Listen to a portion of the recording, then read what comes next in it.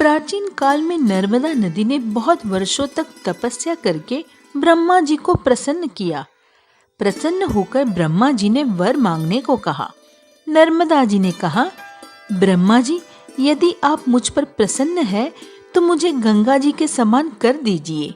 ब्रह्मा जी ने मुस्कुराते हुए कहा, यदि कोई दूसरा देवता भगवान शिव की बराबरी कर ले, कोई दूसरा पुरुष भगवान विष्णु के समान हो जाए, कोई दूसरी नारी पार्वती जी की समानता कर ले और कोई दूसरी नगरी काशीपुरी की बराबरी कर सके, तो कोई दूसरी नदी गंगा के समान हो सकती है।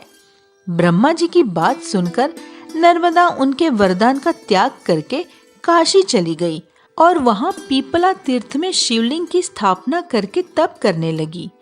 भगवान शंकर उन पर बहुत प्रसन्न हुए और वर मांगने के लिए कहा। नर्मदा ने कहा, भगवान, तुच्छ वर मांगने से क्या लाभ, बस आपके चरण कमलों में मेरी भक्ति बनी रहे।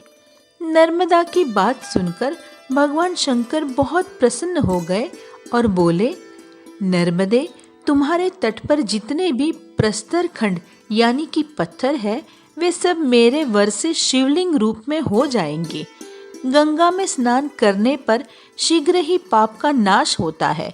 यमुना 7 दिन के स्नान से और सरस्वती 3 दिन के स्नान से सब पापों का नाश करती है, परंतु तुम दर्शन मात्र से संपूर्ण पापों का निवारण करने वाली होगी।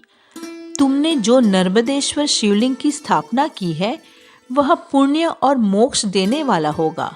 भगवान शंकर उसी लिंग में लीन हो गए। इतनी पवित्रता पाकर नर्मदा भी प्रसन्न हो गई।